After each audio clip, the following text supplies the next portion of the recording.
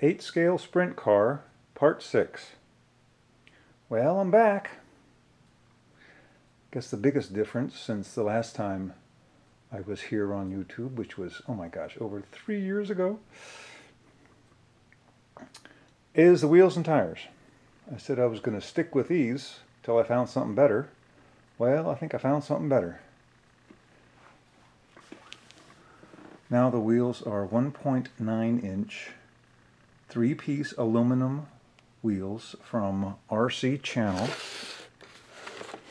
It's a nice little box they come in. rcchannel.com.tw, as in Taiwan, of course. And every tire I could find that would fit the 1.9 inch wheel was for a truck, a rock crawler. You know, it had all kinds of tread, high sidewalls, and just didn't look right for a sprint car. So, of course, I had to make my own. These are a dense foam from an exercise roll, whatever you want to call it, that I got from Walmart. Just a big piece of foam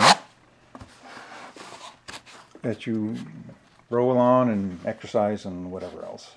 So inside is a smaller core, which was even closer to the size that I needed. So that made it easier to cut it up. Really easy to cut with the hacksaw.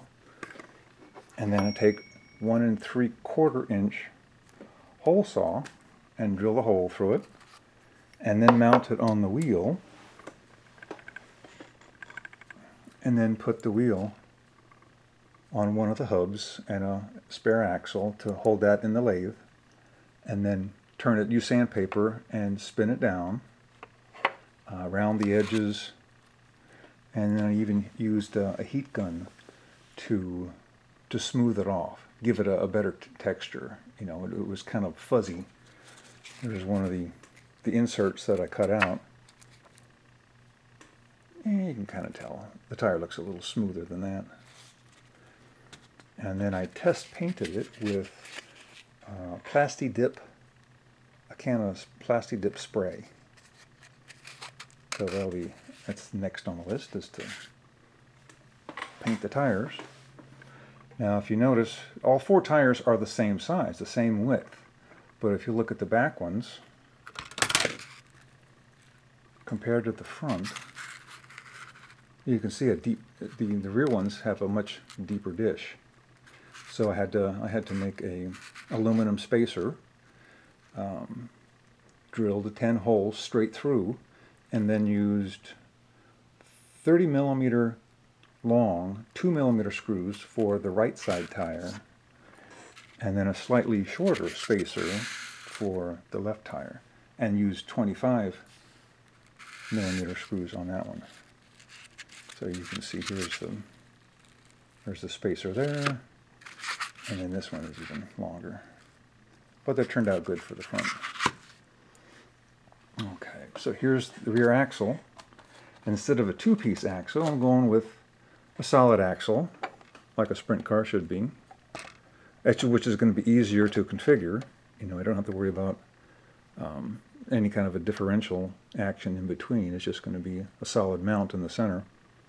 So then I'll get ball bearings and make some bird cages to hold the bearings and the shocks and the ladder, the Jacob's ladder here.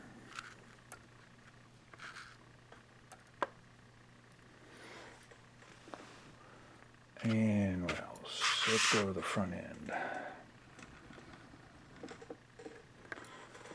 Got the front shocks mounted, the steering knuckles made up.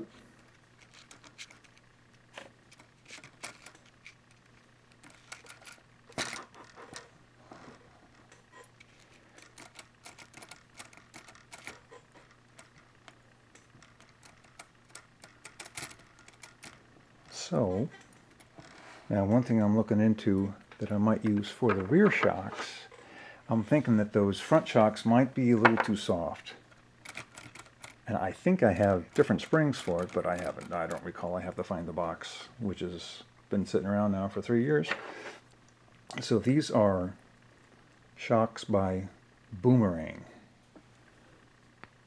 boomracingrc.com with functional remote reservoirs. How cool is that? I mean, they are so smooth.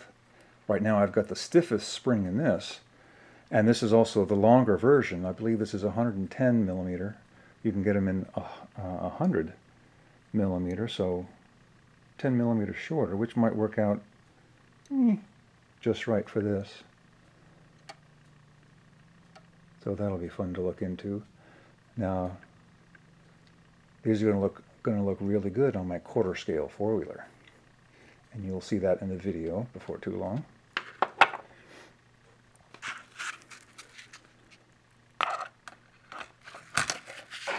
Okay, can't put that back together with one hand. So, yeah, there's some progress, but still got a ways to go. Here I vacuum formed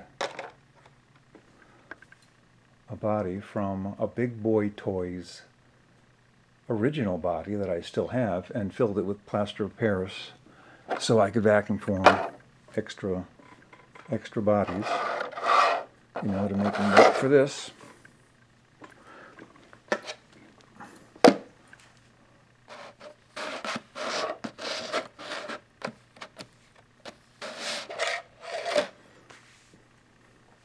So it's coming along. To be continued.